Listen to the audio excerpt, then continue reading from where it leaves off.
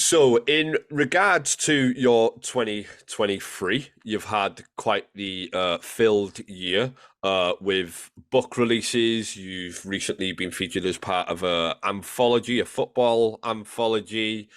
You've released a project or re-released a project, which is actually what I'm going to touch on first. So, last year you released Kind Regards, which ended up being longlisted for the Welsh Music Prize. And then this year we had the re-release of that project. What was the purpose of the re-release? Why did you want to give it a little bit of a rework? Well, basically, it was from the City of Culture bid for Wrexham 2025, and I was working alongside New Symphonia, and we decided to do a classical version of my album, adapt some of the tracks, and we did a one-off live show with it. That was it. That was You only got one chance to see it, basically. And it just pulled off so well, and it sounded so beautiful. I was like, we must release this as an EP at some point, but I wanted to give it a little bit of time to breathe and work on the production. And I had so many people messaging me saying, are you going to release this? This was like so good. Oh, I can't believe I missed the show. So that was the purpose of releasing it, because the album is very, very different from the re-release. The re-release is classically based. A lot of the instruments that you hear in that were recorded live on that live show. So it's taken from that show. So, I just had to release it because it just sounded so beautiful, and it gave, I guess, some of my words and my rhymes that bit more meaning from the album itself. I'm very proud of the album, but the re-release as the EP with the classical works on it was just a big goal of mine. It was something I'd always wanted to do anyway, was perform with an orchestra, and to do that and to release it. It's a massive goal for me, so that's why. Yeah, atmospheric is definitely a word that I attribute to the rework project. When like you say, it was recorded mostly during the actual live performance itself. When it came to sort of laying down all the different parts, was there a creative process with that? Were you in the room for that process? How did that go? So basically, they sent me all of the stems from the live recordings, and I worked with OD of Elm Studios to get it all pieced together. And then he added some like sprinklings of absolute genius on the production, just like and stuff like that. He built in some really beautiful ambience into the track. So it was amazing working with OD on that, because I got to record my vocals again with him, but also watch how he works with it. So I had New Symphonia on one side sending me all the stems and having an input. I was sitting there with OD, who was just adding this cinematic magic, and then I got to go into the forefront, just slam the vocal. So that creative process was quite insightful for me, and it kind of, to see the way OD layers things and thinks in the studio as well, was really inspiring for me. You've given me a fantastic segue there with bringing up OD, because you have been working with him recently, not only in the capacity of working with him as a solo artist, but working with him on Red Roach as well.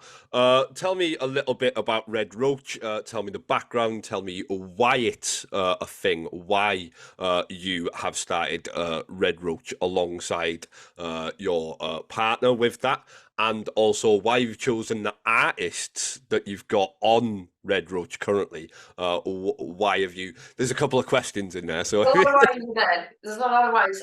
So Red Roach was another goal of mine. So to cut a long story short, I sat in a garden about 3.5 years ago, crying, contemplating suicide trigger warning, and I was just like, you can't allow your life to slip away from you. You can't allow all your goals and your dreams and everything that you could have just slip away because of different things that had happened to you. So I wrote a big list of goals. One of them was to do an album, work with an orchestra, get back on the radio. The other was to set up the label that I dreamed of setting up for a number of years. I didn't know how to do it, I'll be honest. For a number of years, I was just inexperienced. And I was originally going to set up Red Roach with another producer I'd been working with over the years. But when something just doesn't materialize, something just doesn't click. So I spent another probably 18 months thinking about it. And I met Steve Cusack, who we just got talking about things. He signed me onto his label because he really liked what I did. We became friends and just found that we had a common interest in kind of Wrexham music and kind of building community connections, I guess, which, I guess is why I know a lot of people, especially you as well in the community, is that community ethos anyway. So he had a lot of experience with things like Vivo and CD Baby, where he'd done a lot of the marketing there. And obviously as an artist myself and being based in the community, I had that experience of live shows, publications and things. So we discussed starting a label, and I was like, look, that's been an ambition of mine. That's been on my goals to tick off. You know, it's one of the last things that I need to achieve. So he's like, let's do it then. So we spent a number of months just looking at our connections, kind of how we would build it, and considering the type of artist that we'd want and where we'd want our priority focus to be. So our priority focus was Wrexham, because we've both got a love for the town. His is from working on the documentary Welcome to Wrexham. Mine is from because I'm born and raised here and I love it here. And that's how it came about, essentially. So we consider the artist, and obviously I've got a huge love for hip hop in my community, and he's very much the same. So that's essentially how it built up. We were like, right, it's either now or never. So back in May, we were like, right, let's do it. Let's get it out there. Let's set it up. There's no time like the present. We've sat on this for a while. Get it out. And then I'd got introduced to Benzie probably about 12 months beforehand, and I've seen how this lad had been growing. You know, I found it quite surprising now, somebody that had, you know, basically got into the scene through COVID lockdowns, I guess, and found an outlet that way, was just growing the way he was. So I really admired him, that somebody so young had such tenacity, and tenacity is one thing that I just absolutely love about people. It doesn't matter, you know, what's thrown at you, just be tenacious, you'll achieve. So he was definitely the type of artist that I wanted to support to grow, because I could see that he had all this huge potential. He just needed that support, guidance and kind of direction to go with it, and he would just flourish. And of course, I'd been working with OD for quite some time on production, just on my own solo work. And I always really admired his penmanship. I think he's, you know, an incredible writer and rapper, and also his production skills, you know, are second to none in this area, easy.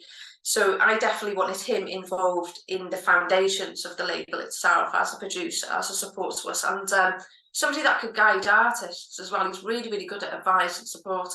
And second to that, I just felt somebody with such brilliant penmanship, rapping skills, that doesn't really seem to support himself. I just felt like, this guy, I'm sick of saying to him, why are you hoarding all your music? This guy needs to release his music. He needs to get it out there. And it was pretty much that. And as you'll know, like, a lot of the funding over years and a lot of the, I guess, highlight of the culture and the scene has been predominantly in the south of the country, and it's not because there's not talent here. And you know, you've been working really hard to showcase it up in these parts, and I just felt like, for once, why doesn't Wrexham not only have LARYNX Entertainment, but also have a label that we can push things through? And you know, we're quite outwardly facing, and we've started expanding into the northeast now as well. So we've got Daisy Gill on our books, and if you haven't already, check her out on The Voice. She got 4 chairs. She's on Team Tom, and she's absolutely brilliant. Scouse to the core with Salt of the Earth. So I guess in a long-winded way, that's what it was. But it was born out of a desperation to get my life back, and realising I hadn't achieved the goals that I wanted to achieve. I very much second the motion, the OD motion. Start, putting out your own work, because it's been years. Well, no, we've had It's On Me come from him. As someone on the inside of that label, can I get an exclusive? Because he won't tell me. Is there any more music on the way from? He's being secretive, is he? Do you know what? OD is growing in 2024. He's going to take over, I can tell you that. Good. I want to see it happen. Right, moving on. One of your other single releases this year, ASD, which stands for Autism Spectrum Disorder. Please correct me if I've got that right. I've got that right there. Autism Spectrum Disorder, where you talk about having autism, being on the spectrum, and talking about certain things in day-to-day life that affect you as not a creative, as a person. But I'm interested to know, how does ASD affect your creativity? How does it impact your creativity? Do you know what? It's it's never really impacted my creativity. So I've got, with my autism, I've got something called hyperlexia. So since I was a child, I was always really good and captivated by rhyme and the movement of words and the sounds and stuff like that. If anything, my creativity affects other people. Because of the way my autism is, I'm very, very rigid. So once I start writing, don't talk to me, don't enter the room, don't disturb me. I won't eat, I won't sleep, I won't drink, I'll forget to go to the toilet. Like, I'm that rigid. And the problem is that once I start producing something at home, I won't stop until it's done. I don't, for whatever reason, my brain is like, that's all you're going to do for the next week, 2 weeks, or a month. So it doesn't necessarily affect my creative process. It actually makes me really, really rigid in my creativity, which seems to have an effect on everything else that I need to get done in my life. Do you know what I mean? Like, those emails, they're going to be left to rot. They're in a graveyard now because I'm making a track. The only way it really does, I would say, impact my creativity is if there is noises. If I can hear the plug, like, you know, people with autism will know, you can hear electricity, you can hear a plug, like, and it can be so loud, you know, and then somebody's breathing, somebody's eating crisps, and someone's talking down the road, and you can hear it all. That impacts my creativity, all those noises. So I generally use noise cancelling headphones in order to be able to create. If I'm writing spoken word, it'll either be classical music or ambience to really drown it out, or I will just have a track looping in my ears until I'm finished, essentially. So it has its really, really positive effect on me. It makes me really good at what I do, because not because I'm some master with a degree or all these things about nouns or adjectives. I'm just simply good at what I do because of hyperlexia. I am obsessed with words and rhyme and their usage and language itself. But in a way, it has an impact on other stuff, that rigidity. Okay, does it affect live performance at all? Has it ever sort of gotten in the way of live performances? Or a better question, how can people do better to support people with ASD during live gigs? Okay, so for me, live performances can be difficult because of generally the bright lights that are used. So you know, a lot of people with autism experience some sort of sensory issue. Mine generally involves really, really severe bright lights. You know, I've got two problems here. I've got something wrong with my eyes and brain anyway, and on the side of that, I've got the autism. So if you've got a light literally smashing you in the face, it's warm, you know, you don't like the feel of the sweat dripping down you, you know, that can be really off-putting when you're trying to either read or perform or look at people. Overcrowded spaces could be one of them, or generally if you're performing and there's a lot of background noise in that. Those are the things that really impact me as a performer, because again, the sensory hearing everything at once. I think supporting people, you know, with autism being a spectrum, everyone's quite individualized with the way autism impacts them, essentially. But I always recommend, if you're going to book an artist for a gig, ask them what needs they may have. And just be open about it. Like, do you have any sensory needs?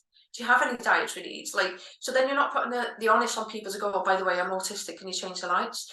Or, by the way, I've got this disability, can you do this? Literally ask people what their needs are, and then it normalizes that question. And then you can actually tailor the way that you run your shows for that individual artist who, you know, may have one sensory issue that somebody else with autism doesn't have. Simple and straightforward then. Just ask the question. Just ask Ask the question. Never worry about it. Ask the question. What you need. So we've got a brand new release that dropped this Friday. Tell us a little bit about this release, its backstory, why it's come about. Tell us all. Ooh, do I give the tea? Do I give the tea? So, basically, the lyrical content was about somebody that was once previously in my life. About 12 months ago, we parted ways. It wasn't a intimate relationship or anything like that. It was a friendship, brackets.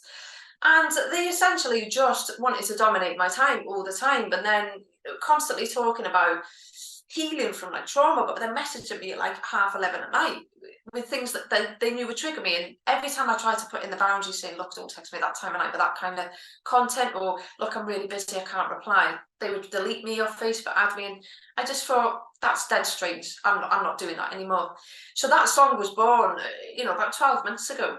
And a lot of the content that I've got, I've had to sit on, obviously, because I've been in and out of hospital, and I like to take my time with stuff. Similar to OD, I'll hear something, let it rest, and then about 3 months later, change it. So it's essentially born out of that bad experience. Everything I write is generally what I've experienced, and I just needed to express it in a way that wasn't me going ham on them in messages or holding any grudges against that person. I wrote down and let it go.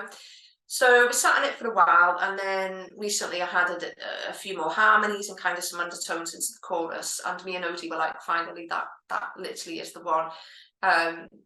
Odie's brilliant in this fact that he generally knows what kind of beats I'm going to fall for. He's like almost puts gets me with a fishing wire, and he sees if I'll bite the bait, and he did that with that one, and a tune we did as well called As the Sun Goes Down. He just sends it over or plays, and he's like, what do you think? So again, it's another creation with Odie, and I've just got to say the guy is a dream to work with. When I first started working with him, it was because I wanted a new challenge. I felt that I'd grown to a point where I couldn't grow anymore with the people I'd worked with, and I knew somebody like Odie would push me a little bit further, and he has. I've changed a lot in my artistry and grown a lot as a result of the kind of the songs that he sends me in the studio time that I have with him. So that's essentially about that tune. It's born of a bad experience, and Odie helped me to kind of express itself. 'Cause everything I have is always used, and nothing